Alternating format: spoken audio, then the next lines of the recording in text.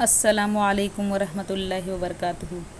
حضرت آدم علیہ السلام حضرت آدم علیہ السلام دنیا میں سب سے پہلے انسان تھے۔ وہ سب سے پہلے نبی بھی تھے۔ اللہ تعالیٰ نے ان کو اپنے ہاتھ سے پیدا کیا۔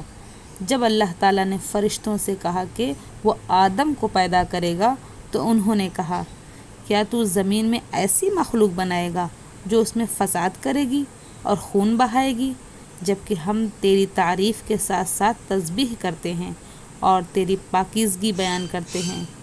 اللہ نے کہا، بلا شبہ میں جانتا ہوں جو تم نہیں جانتے، اور اللہ نے آدم کو ان تمام چیزوں کے نام سکھا دیے جن کے ذریعے سے انہوں نے دنیا کی ایسی زندگی گزارنی تھی جو اللہ نے ان کے لیے مقرر کی تھی۔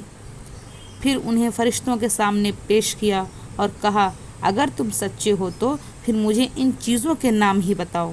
انہوں نے کہا، تو پاک ہے، ہمیں علم نہیں سوائے اس کے جو تو نے ہمیں سکھا دیا ہے، بے شک تو ہی خوب جاننے والا بڑا حکمت والا ہے۔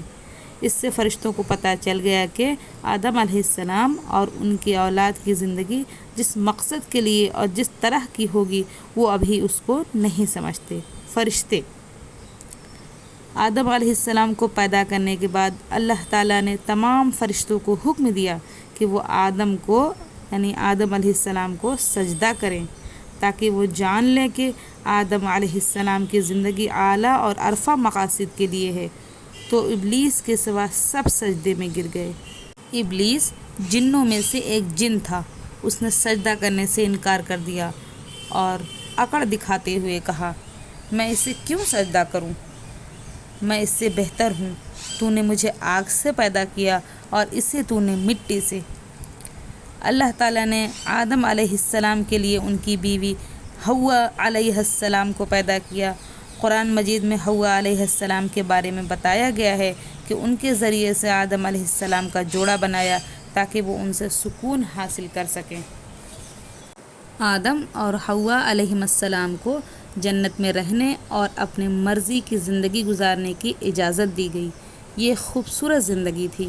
یہاں نہ کھانے پینے کی کمی تھی، نہ لباس کی، اور نہ انہیں گرمی یا سردی محسوس ہوتی تھی۔ ان پر صرف ایک پابندی تھی کہ وہ ایک خاص قسم کے درخت کے قریب جا کر اس کا پھل نہ چکھیں۔ شیطان جو ان کا شدید دشمن تھا، اپنے فریب سے ان کو بہکا دیا۔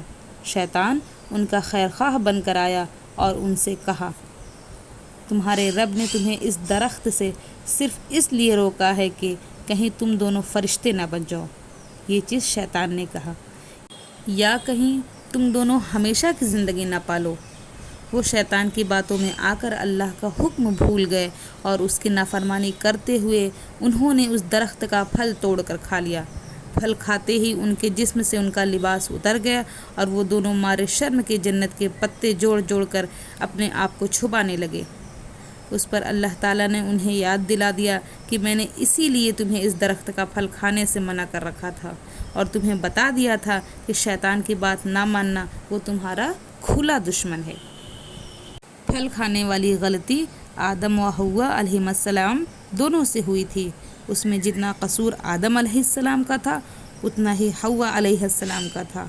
اس لیے قرآن مجید اس غلطی کی ذمہ داری آدم اور حوا علیہ السلام دونوں پر ڈالتا ہے، جبکہ موجودہ انجیل یہ کہتی ہے کہ حوا علیہ السلام نے آدم علیہ السلام کو اس درخت کا پھل کھانے کی ترغیب دی تھی، بلکہ یہاں تک کہتی ہے کہ حوا علیہ السلام نے آدم علیہ السلام سے پہلے پھل کھا لیا تھا۔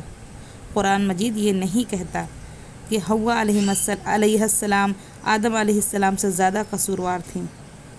قرآن بتاتا ہے کہ گناہ دونوں نے کیا تھا اور اللہ سے اس پر معافی دونوں نے مانگی، جس پر اللہ تعالیٰ نے ان دونوں کو معاف فرما دیا۔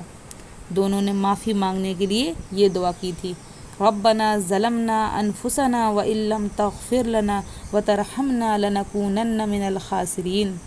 اس کا ترجمہ یہ ہے کہ اے ہمارے رب، ہم نے اپنے آپ پر ظلم کیا، اور اگر تو نے ہمیں نہ بخشا اور تو نے ہم پر رحم نہ کیا تو یقیناً ہم خسارے والوں میں سے ہو جائیں گے۔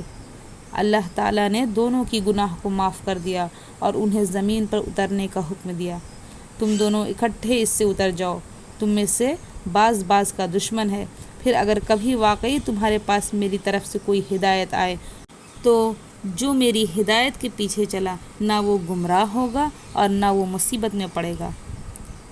اسلام میں ایسا کوئی تصور نہیں کہ آدم اور حوا علیہ السلام کا گناہ وراثت میں سب انسانوں کو منتقل ہوا اور ہم سب پیدائشی گنہگار ہیں۔ اس کے برعکس انسان فطرتاً گناہوں سے پاک اور معصوم پیدا ہوتا ہے۔ ہر انسان کو عمل کی آزادی حاصل ہے، اس لیے وہ جو عمل بھی کرتا ہے اپنی ذمہ داری پر کرتا ہے۔ وہ جس راستے کا انتخاب کرے گا اس کے لیے وہ خود اللہ تعالیٰ کے سامنے ذمہ دار ہوگا۔ شاعر مشرق علامہ اقبال نے یہ بات بڑی خوبصورتی سے کہی ہے کہ عمل سے زندگی بنتی ہے جنت بھی جہنم بھی، عمل سے زندگی بنتی ہے جنت بھی جہنم بھی، یہ خاکی اپنی فطرت میں نہ نوری ہے نہ ناری ہے۔ السلام علیکم۔